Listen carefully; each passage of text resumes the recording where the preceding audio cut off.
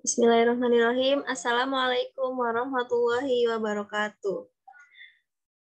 Perkenalkan, saya Nisa Amalia Rahmawati dari Pendidikan Kimia 2017. Yang saya hormati kepada dosen penguji, yang saya hormati kepada dosen pembimbing Profesor Dr. Muktiningsih Nurjaya di MSI dan Dr. Mursila MSI, serta dosen pengampu Yuli Rahmawati MSc PhD. Alhamdulillah, pada kesempatan hari ini saya akan mempresentasikan skripsi saya dengan judul Pengembangan Modul Elektronik atau e-modul berbasis Green Chemistry dengan model POE2WE, Predict, Observe, Explain, Elaborate, Write, Evaluate pada materi biomolekul SMA. Topik bahasannya yaitu ada pendahuluan, kajian teori, metodologi penelitian, rancangan e-modul, hasil dan pembahasan, kesimpulan, dan tampilan final e-modul. Pada pendahuluan dilatar belakangi yaitu terdapat banyaknya permasalahan sejak pandemi COVID-19 ini masuk Indonesia, terutama masalah kesehatan tubuh, masalah kebersihan lingkungan, dan juga masalah tersebut sangat berpengaruh kepada seluruh aspek, terutama pada bidang pendidikan. Pada bidang pendidikan ini, mulai dari segala jenjang ini mendapatkan dampaknya dari pandemi ini, mulai dari sekolah yang tidak diperbolehkan untuk tatap muka, sehingga dilakukannya pembelajaran jarak jauh menggunakan aplikasi yang ada di smartphone masing-masing peserta didik, guna menunjang pembelajaran dari rumah. Nah, ilmu kimia pun tidak terlepas dari kehidupan manusia, yang mana ilmu kimia ini banyak aplikasinya dalam kehidupan sehari-hari. Di tingkat sekolah menengah atas terdapat materi kimia, yaitu polimer di kelas 12. Nah, materi polimer ini memiliki submateri, yaitu terdapat makromolekul, yang mana terdiri dari pelajaran yang membahas tentang biomolekul yang terdiri dari karbohidrat, protein, dan lipid, yang mana materi ini sangat berpengaruh penting jika dipelajari oleh peserta didik. Nah, materi biomolekul SMA ini yang ada di SMA di kelas 12 ini terdapat di semester 2, sehingga dengan materi yang cukup banyak, namun waktu yang tersedia itu sangat sedikit, karena di kelas 12 ini di semester 2 bercampur dengan ujian sekolah, ujian akhir semester, ulangan dan lain-lainnya. Nah, sehingga dibutuhkan waktu lebih atau waktu tersendiri bagi peserta didik untuk belajar mandiri dalam mempelajari materi biomolekul ini. Pembelajaran secara mandiri ini dapat dilakukan menggunakan bahan ajar tersendiri. Nah, bahan ajar ini sangat terkait dengan smartphone, atau yang mana pada zaman saat ini peserta didik banyak berinteraksi dengan gawai atau gadget atau smartphone yang dimilikinya. Apalagi dalam kondisi pembelajaran secara daring ini, sehingga peserta didik sangat membutuhkan pembelajaran yang lebih interaktif, yang lebih menarik, yang lebih dapat digunakan di mana saja dan kapan saja. Selanjutnya, agar smartphone yang dimiliki oleh peserta didik ini dapat lebih bermanfaat dalam proses pembelajaran, yaitu terdapat adanya e-learning. E-learning ini salah satu contohnya adalah modul elektronik atau e-modul yang dapat diakses baik dalam keadaan di kelas ataupun dalam keadaan jarak jauh seperti pada masa COVID-19 ini. Berdasarkan analisis pendahuluan dan kebutuhan, sebanyak 100% dari responden memerlukan sumber belajar selain buku pelajaran yang digunakan untuk mempelajari materi biomolekul. Sebanyak 97,9% responden menyatakan bahwa perlu dikembangkan sumber belajar berupa modul elektronik untuk mempelajari materi biomolekul secara mandiri. Nah, selain karena pembelajaran jarak jauh ini digunakan modul elektronik untuk belajar mandiri. Nah, pada saat pembelajaran di rumah pun terkesan lebih pasif, sehingga peneliti ini ingin mengembangkan suatu modul elektronik yang mana dapat Membuat siswa pun juga lebih aktif dalam pembelajaran di rumah, yaitu dengan menggunakan model POE2WE dengan adanya observasi, yaitu praktikum di rumah saja dengan berbasis green chemistry. Green chemistry ini ditujukan agar lebih ramah lingkungan dan tidak berbahaya untuk dilakukan saat di rumah saja, sehingga sebanyak 93,6% dari responden tertarik untuk belajar materi biomolekul dengan menggunakan modul elektronik berbasis green chemistry dengan model POE2WE. Selanjutnya, fokus penelitian yaitu menghasilkan bahan ajar kimia berupa modul elektronik atau e-modul kimia dengan PDF flipbook pada materi biomolekul berbasis green chemistry dengan model POE2WE yang dapat digunakan dalam pembelajaran mandiri dan sesuai dengan kebutuhan peserta didik dan guru SMA kelas 12 IPA. Perumusan masalahnya yaitu apakah modul elektronik berbasis green chemistry dengan model POE2WE predict, observe, explain, elaborate, write, evaluate layak digunakan pada materi biomolekul di SMA berdasarkan para ahli dan pengguna. Manfaat penelitiannya yaitu bagi peserta didik sebagai bahan ajar yang bersifat mandiri, menarik, dan mudah dipahami dalam mengingat materi biomolekul. Untuk guru sebagai bahan ajar kepada peserta didik untuk menyampaikan materi secara menarik dan juga interaktif.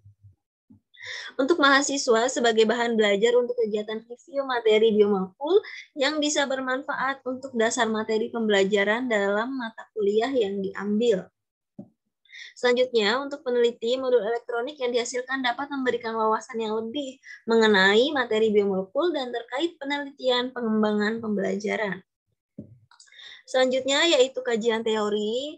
Yang pertama, mengenai penelitian dan pengembangan atau research and development. Menurut Sugiono dalam Haryati 2012, penelitian dan pengembangan disebut dengan research and development merupakan suatu metode penelitian guna menghasilkan produk tertentu dan menguji keefektifan produk tersebut serta produk-produk pendidikan yang dihasilkan dapat berupa kurikulum yang spesifik untuk keperluan pendidikan tertentu. Penelitian dan pengembangan pun adalah pendekatan penelitian yang berguna untuk menghasilkan produk baru atau menyempurnakan produk yang telah ada menurut Sukmadinata 2008. Selanjutnya, tahapan penelitian dan pengembangan menurut Borg dan Gall dalam Haryati 2012 yaitu terdapat 10 tahapan. Yang pertama ada analisis pendahuluan, perencanaan, pengembangan produk awal, selanjutnya validasi produk oleh para ahli, selanjutnya revisi validasi produk oleh para ahli, selanjutnya setelah direvisi validasinya, hasil validasinya yaitu dilakukan uji coba skala kecil. Setelah itu terdapat revisi hasil uji coba skala kecil, lalu uji coba skala besar, dan revisi hasil uji coba skala besar, serta yang terakhir diseminasi dan juga implementasi. Namun pada tahap penelitian ini tidak dilakukan diseminasi dan implementasi karena hanya untuk menguji apakah modul elektronik ini layak digunakan atau tidak. Nah, untuk diseminasi dan implementasi ini akan dilakukan pada penelitian tahapan lanjutannya. Selanjutnya, modul menurut Shafri 2019 adalah perangkat bahan ajar yang disusun secara sistematis dengan isi materi, metode penggunaan bahan evaluasi pembelajaran yang dapat digunakan perseorangan maupun kelompok untuk mencapai kompetensi yang diharapkan. Untuk modul elektronik adalah modul yang dikemas dalam versi elektronik, di mana akses dan penggunaannya dilakukan melalui komputer, laptop, tablet, atau bahkan smartphone. Penampilan media yang interaktif, komunikatif juga.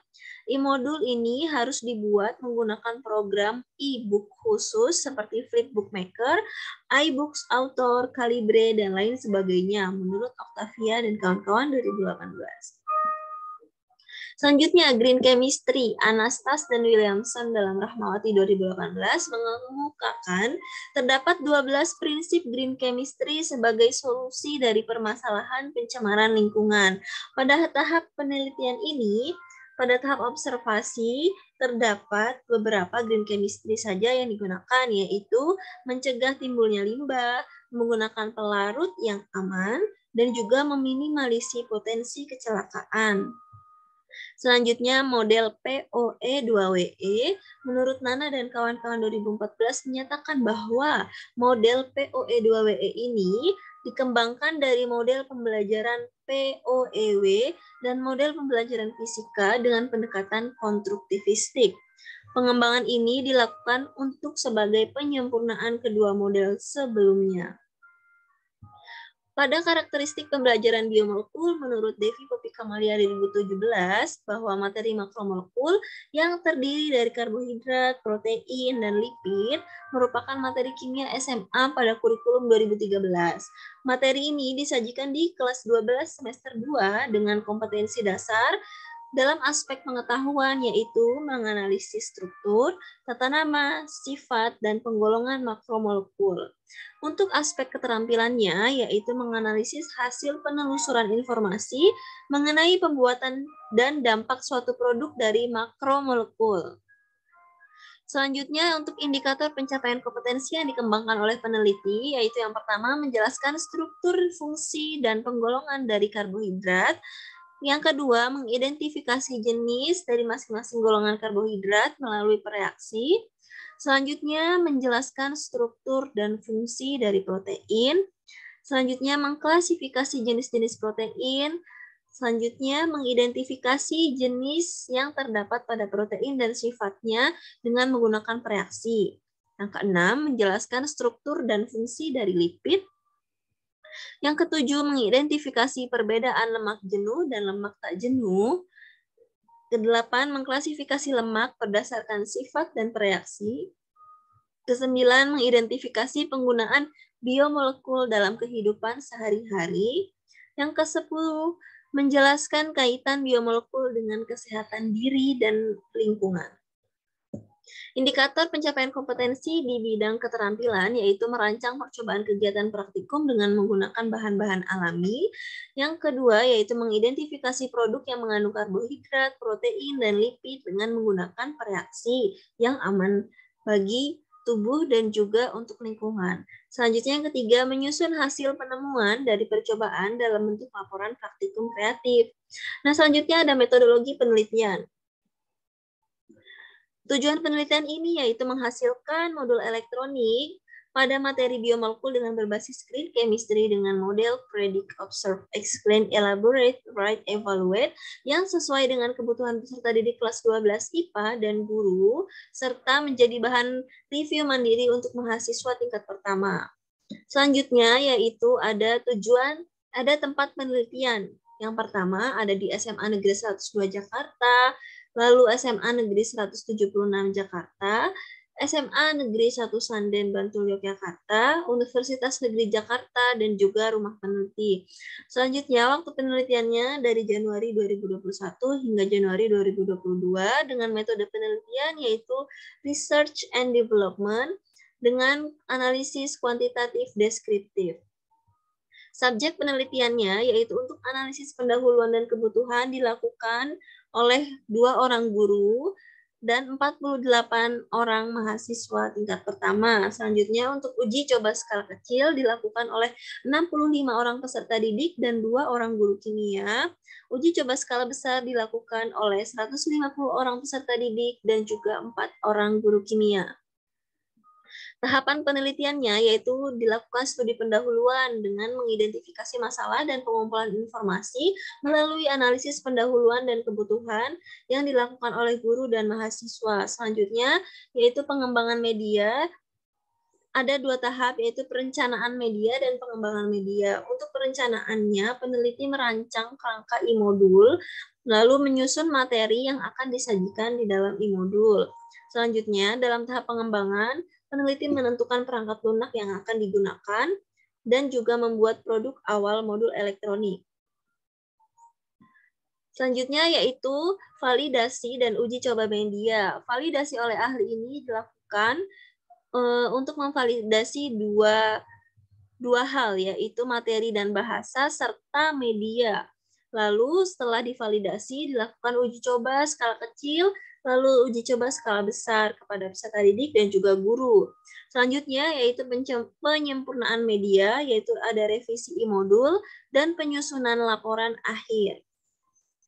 Setelah didapati datanya, yaitu teknik pengumpulan data ini dilakukan menggunakan kuesioner online atau Google Form, karena pada saat penelitian di sekolah, walaupun penelitiannya sudah tatap muka, namun masih tetap terbatas, sehingga untuk mempersingkat waktu menggunakan Google Form atau form online, sehingga peserta didik dapat langsung mengisi, menilai mengenai e-modul ini.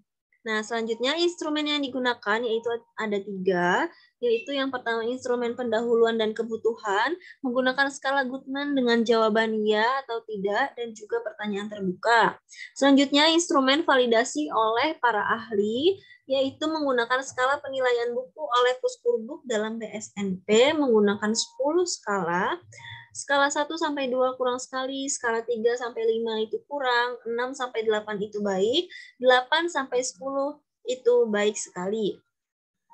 Selanjutnya untuk instrumen uji coba menggunakan skala Likert 4 item. Yang pertama, untuk poin 1 sangat tidak setuju, poin 2 tidak setuju, poin 3 setuju, poin 4 sangat setuju. Selanjutnya yaitu teknik analisis data. Data penelitian yang sudah didapat dianalisis dengan sistem deskriptif persentase. Persentase dengan rumus yaitu jumlah skor yang didapat dibagi jumlah skor maksimum dikalikan dengan 100%.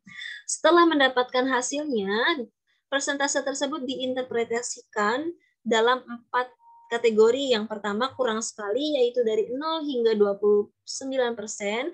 Interpretasi kurang, yaitu dari 30 hingga 59%. Interpretasi baik dari 60 hingga 89%. Dan interpretasi baik sekali dari 90 hingga 100%. Selanjutnya, untuk validasi, hasil dari validasi tersebut dihitung reliabilitasnya guna menentukan seberapa ajak atau seberapa konsisten penilaian dari para validator menggunakan rumus Hoyt, yaitu sebagai berikut. Setelah mendapatkan skor atau nilainya, dikriteriakan dalam 5 kriteria, yaitu jika mendapatkan skor 0 hingga 0,2 itu buruk, 0,21 hingga 0,4 itu kurang dari sedang, untuk skor 0,41 hingga 0,6 itu sedang, 0,61 hingga 0,8 itu baik, 0,81 hingga 1 itu sangat baik. Selanjutnya, rancangan e-modul terdiri dari perencanaan dan pengembangan produk awal.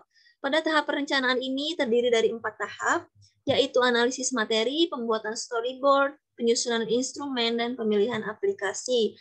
Pada tahap analisis materi, ini peneliti mengumpulkan materi, lalu menyusun materi tersebut di dalam Microsoft Word 2019, disusun lalu juga melakukan pembuatan soal atau latihan soal. Latihan soal tersebut pun disusun berdasarkan tiap-tiap kegiatan pembelajaran.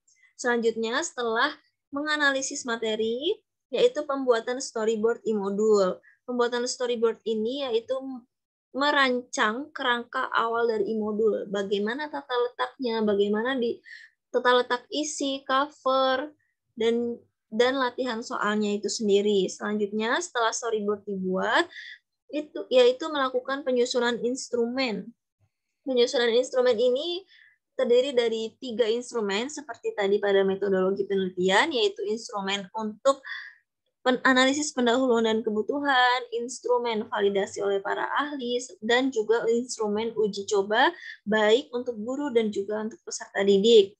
Selanjutnya adalah pemilihan aplikasi. Pemilihan aplikasi ini terdapat 4 aplikasi, namun 3 aplikasi utama yang digunakan, yaitu terdapat yaitu adalah Microsoft Word 2019, CorelDRAW, Canva, dan juga Flip PDF Corporate.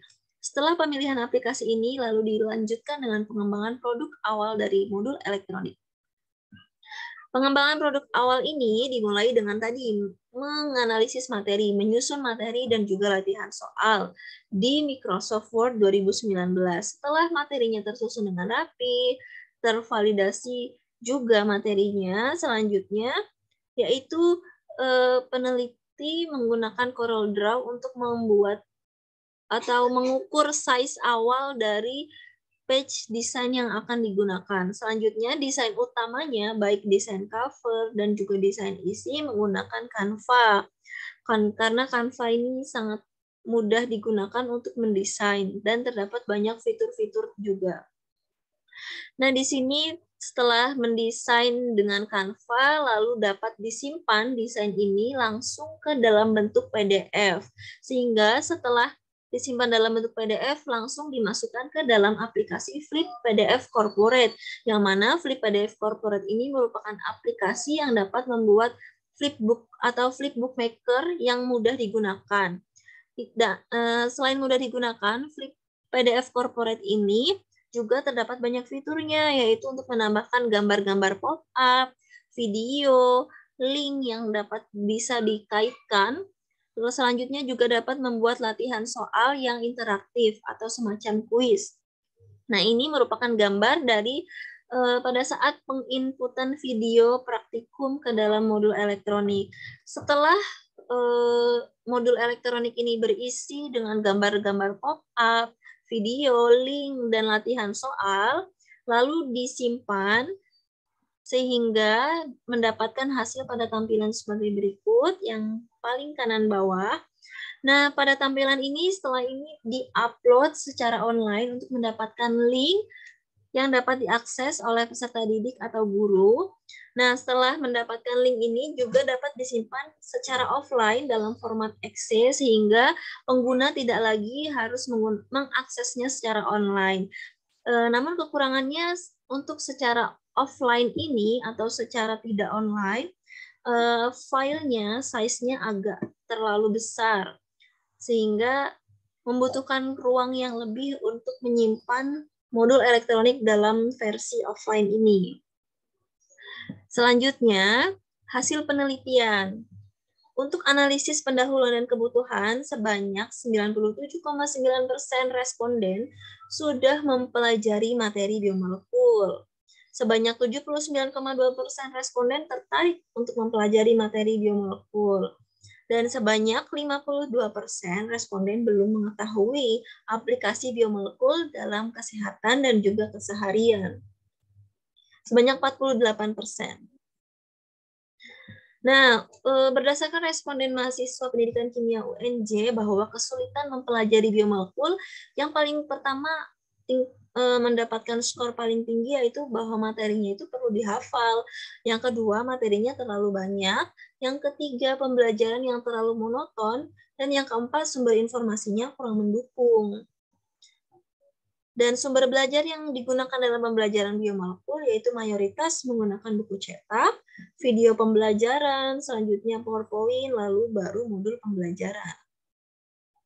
Berdasarkan responden dari guru kimia SMA kelas 12, bahwa kesulitan mempelajari materi biomolekul yang paling utama adalah bahan ajar yang kurang relevan dengan perkembangan zaman, dan juga karena materinya yang terlalu banyak. Ditambah lagi dengan kurangnya sarana dan prasarana dan juga waktu yang terbatas. Selanjutnya, sumber belajar yang telah digunakan dalam pembelajaran biomolekul di sekolah yaitu paling banyak adalah buku cetak dan PowerPoint. Modul pembelajaran hanya sedikit.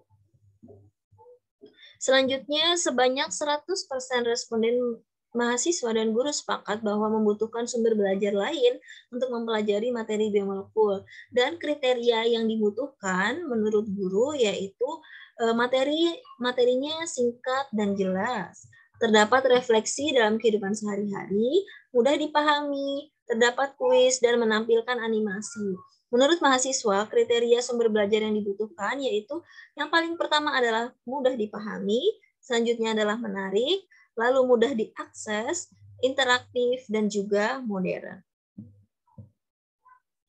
Selanjutnya dilakukan validasi. Validasi di sini dilakukan oleh para ahli. Yang pertama yaitu ahli validasi isi dan materi atau ahli materi bahasa ya. Dilakukan oleh 2 orang validator dosen pendidikan kimia UNJ dengan hasil persentase sebagai berikut. Untuk komponen isi e-modul, yaitu dari rentang 80 hingga 90% menyatakan bahwa isi e-modul ini baik hingga baik sekali. Untuk komponen bahasa dalam e-modul, berdasarkan para ahli dengan rentang 80 hingga 90% menyatakan bahwa bahasa dalam e-modul ini baik hingga baik sekali. Terdapat revisi berdasarkan ahli materi, yaitu yang pertama, pembaharuan tanggal dan keterangan penulis pada penulisan prakata. Selanjutnya, pertukaran tata letak desain. Selanjutnya, yaitu keterangan pada gambar yang masih menggunakan bahasa Inggris diubah menjadi bahasa Indonesia. Berikut perbaikannya. Nah, setelah diperbaiki, validator memberikan penilaian, lalu dihitung reliabilitasnya, dan diperoleh yaitu skor 0,96 dengan kriteria sangat baik, sehingga dapat dikatakan bahwa modul elektronik ini menurut ahli materi, isi, dan bahasa yaitu sudah layak digunakan untuk dilakukan uji coba ke peserta didik ataupun guru, karena kriterianya pun sangat baik. Selanjutnya, validasi oleh ahli media yang dinilai yaitu mengenai tentang kegrafikan dan juga penyajian. Dilakukan oleh 2 orang validator dari dosen pendidikan TIK Universitas Negeri Jakarta dengan persentase penilaian yang diperoleh sebagai berikut. Untuk desain cover e-modul dengan rentang 73,33% hingga 88,75% dinyatakan sudah baik. Selanjutnya, untuk desain isi e-modul dengan rentang 79,2 hingga 91,25% dinyatakan dengan interpretasi baik hingga baik sekali untuk isi e-modul. Terdapat revisi berdasarkan ahli media, ya. Selain ahli media, ahli materi pun juga merevisi pada bagian cover depan, yaitu dari tata letak susunan pada cover, mulai dari logonya, logo UNJ, lalu judul, biomolekul, tata letak judul biomolekulnya, lalu nama penulisnya, terus selanjutnya juga untuk keterangan dari program studinya untuk diperbaiki. Setelah diperbaiki dan mendapat penilaian dari ahli media, lalu dihitung reliabilitas angka rater dari ahli media ini, didapat skor yaitu 0,99 dengan kriteria sangat baik, sehingga dapat dikatakan bahwa menurut ahli media ini, modul elektronik biomolekul sudah layak digunakan untuk diuji coba kepada peserta didik dan juga guru. Selanjutnya, uji coba dilakukan oleh guru. Skala kecil dilakukan oleh 2 orang guru kimia dari SMA Negeri 102 Jakarta. Selanjutnya, skala besar dilakukan oleh 4 orang guru kimia, 1 dari SMA Negeri 102 Jakarta, 1 dari SMA Negeri 76 Jakarta, dan 2 dari SMA Negeri 1 Sanden Yogyakarta. Dan mendapatkan persentase penilaian yaitu dengan rentang 75 hingga 96,87% dinyatakan dengan interpretasi baik hingga baik sekali dari kelima aspek, yaitu kesesuaian substansi isi dengan kompetensi yang harus dicapai peserta didik, lalu kualitas materi, percobaan, dan soal, lalu bahasa, selanjutnya tampilan audio dan visual, dan juga kemanfaatannya. Selanjutnya, uji coba oleh peserta didik dilakukan skala kecil terhadap 65 peserta didik. Skala besar dilakukan terhadap 150 orang peserta didik dengan persentase penilaian yaitu dari rentang 94,25% hingga 96,9% dengan interpretasi baik sekali dari kelima aspek. Yang pertama, kualitas materi percobaan dan soal, bahasa, tampilan audio dan visual, keterlaksanaan dan rekayasa perangkat lunak, serta kemanfaatannya. Berikut adalah grafik uji coba guru dan peserta didik.